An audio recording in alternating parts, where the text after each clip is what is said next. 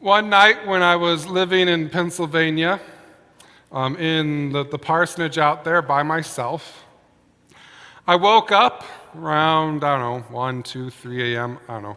I woke up to a bat flying around my bedroom. The thing was trapped and scared and flying like a bat out of HE double hockey sticks. But I think I was more scared of the bat. What's happening? What's this noise? Did something just hit my face? Something flew past me. Where's the light? Where am I? How do I get out of here? After I regained enough sense to remember where I was living and where the door was, I got out of the bedroom and closed the door behind me. My heart was racing, and I had no idea what to do next. I definitely wasn't going back in there while the bat siren was still going off, that's for sure. I spent the next 2 hours trying to figure out how to get this bat out of my bedroom without letting it escape into the rest of the house and without it attacking me. Eventually, I opened the windows to the room across the hall and took the screens off. And then I tacked up blankets on the wall to keep the bat from flying down the hallway. So it was just going to go across to the room across the hall. And then I got a broom to keep it away from me and to try to direct it through that tunnel over the other room. However, when I finally got brave enough to go back in the room, the bat was nowhere to be seen, which was almost more terrifying than having it flying around. Where is it? I'm going to be looking through the clothes in my closet, because this closet I had didn't have any doors, so the clothes were all exposed, and suddenly that bat's going to fly out from one of the clothes and get me. Wherever it was, I did not want it jumping out like that. But I had to find it, or I'd never get back to sleep. So I searched high and low until I discovered the bat had somehow crammed itself between the inner and outer layers of the window.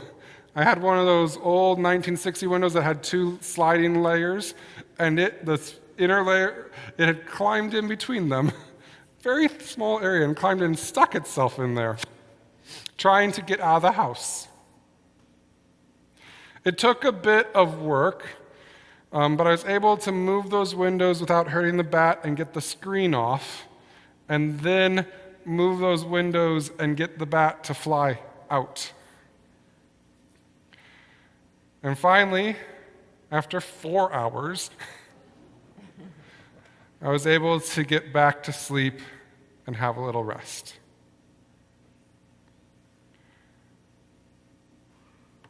But after that night, I started to wake up regularly in the middle of the night to the sound of noise. I kept being terrified that there was something or someone in the house. Like I said, I was living by myself in a parsonage in the country, so if I wasn't alone, there was no one close enough to hear me or get help. Most of the time, I would spend the time just laying there in bed, saying the words of the angels and the resurrected Christ. You don't need to be afraid. Peace be with you. I have to repeat those words over and over again. You don't need to be afraid. It's just a noise. Peace be with you. You don't need to be afraid. There's nothing out there. Peace be with you. Sometimes that wasn't enough, and I had to get out of bed and physically search the whole house before my heart would calm down enough to be sure that there wasn't a person or another bat lurking around some corner. Because fear can be so hard to let go of. I needed to see that I was safe in order to let go of the fear and hold on to the peace that allowed me to sleep. I can imagine the disciples in the upper room, all afraid after that weekend. I mean, I can't imagine that level of terror, but I can imagine that fear.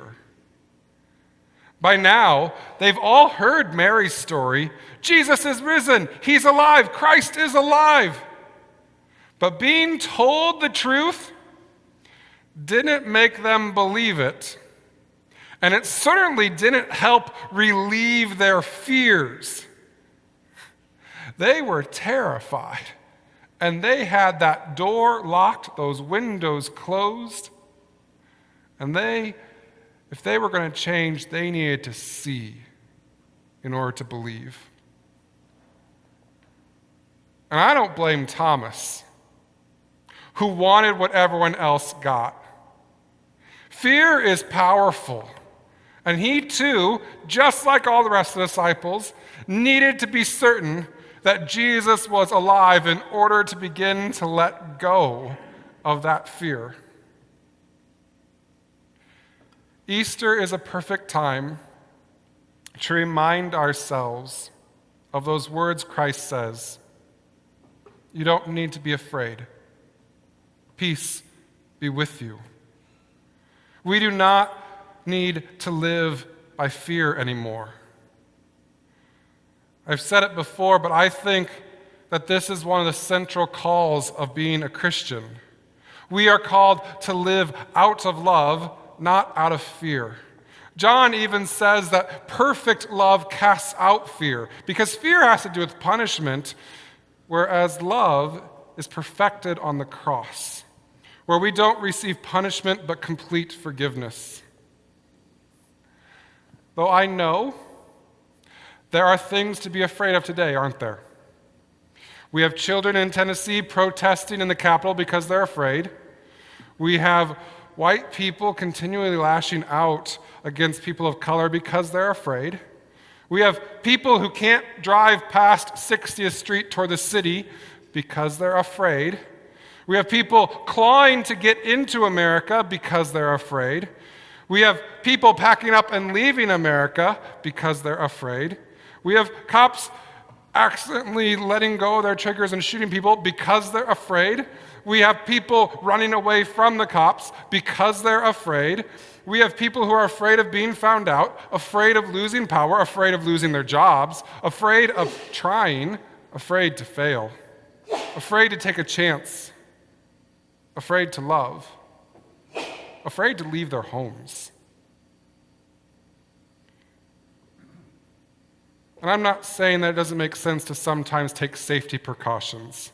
I keep screens on my windows so bats don't get in the house. I lock my car so that it won't get stolen. I obey most traffic laws so I don't get hurt. I stay inside when lightning is close and watch it from the safety of the other side of the window. But there's a difference between wisely being safe and living out of fear.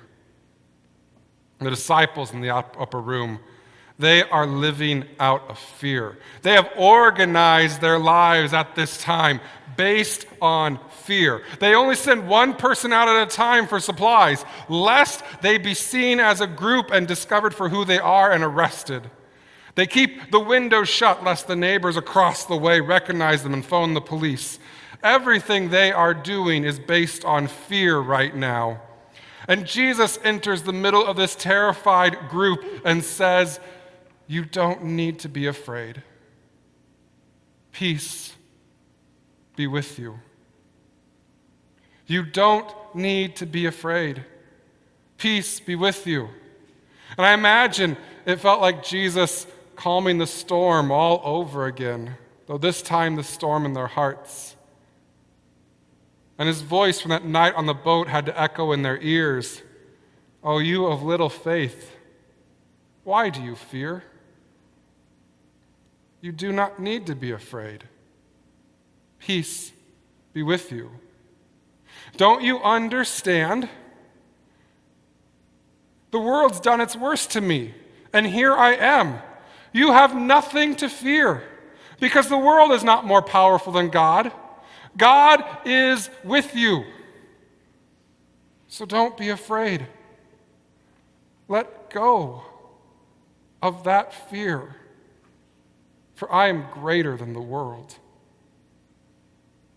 And if there's anything I know about the early church, it's that they took that call to let go of fear seriously. Apostles spoke to government leaders.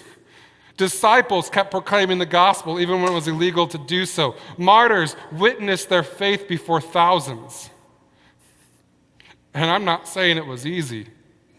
Most of the letters we have in the New Testament include some type of encouragement for those who are afraid. Like Jesus with the disciples who said peace on the night before he died, peace on the day he rose, peace a week later when he appeared again, peace as he ascended to heaven, peace when they received the Holy Spirit. The early Christians had to keep reminding each other over and over again, you don't need to be afraid today. Peace be with you. And then the next day they had to remind each other again, you don't need to be afraid today. Peace be with you. But the gospel isn't just that we no longer need to hold on to fear. It's also what fills the place of that fear. It's in knowing Christ's love and joy that it's that in knowing Christ's love and being joyed, I wrote weird. To that great gospel proclamation, we are now truly free to love one another.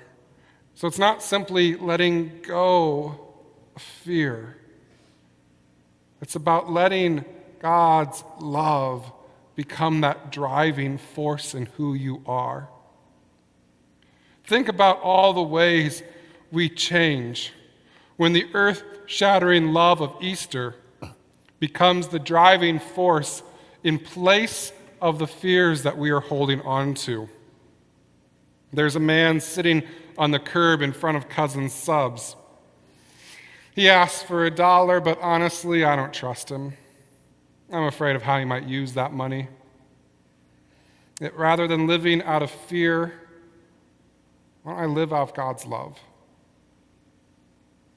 And share $1 even if I don't know where it's going to go. Rather than arguing about guns and having to yell at anger, why don't politicians and the groups of students in Tennessee actually talk with each other? Why don't they say, you know what? I need to learn how to love you better. But our love has to be big enough to encompass all of us. And by all of us, I mean all of us. And I know it can be hard to have such love now. So let's help each other in the middle of this point when we are afraid to learn how to love one another better. How do you need to be loved today? Wouldn't that be a beautiful conversation in Tennessee politics? Or as I heard on a podcast recently, a woman would light a candle for each of her friends who had been killed in a shooting. Then after she lit candles for each of them, she would light a candle for each of the people who were in jail for killing her friends. And she would do that every day for over 30 years. She remembered her friends and her love for them. And then she remembered and prayed on behalf of those who had shot them. Rather than living out of the fear that could have gripped her, she lived out of the love that God had given her. That's my challenge to you. Take the rest of the day and think through your week, your month, and ask yourself at each moment as you think through it, what changes if I let go of any fear that's present in this moment and intentionally live out of the love that God revealed to me last week? The love that God reveals to me today. The love that I know I have. because you are loved. You are loved wholly and completely. You are surrounded by love. You are filled with love. On the cross, we say that love was poured out for you. And through baptism, you have been permanently united to this love. And you can never be separated from it. This love, Jesus says, is changing the world just as it is changing you right now. So go. Go out into the world and be the change that God made you to be. And then next Sunday, when there's some new fears building up in your life and you need to hear those words again, come back here and listen as Jesus says once more, you don't need to be afraid. Peace be with you. And then go out into the world again and love it into that new reality that Christ has indeed loved you into. And then when you are getting afraid again, come back here and hear Christ say once more, you don't need to be afraid because I am with you. Peace be with you. And then go out and love the world once more because you don't need to be afraid. God is with you. Peace be with you. Amen. Thank you for joining us. Be sure to like if you heard good news and subscribe to stay up to date on the latest message. Peace be with you.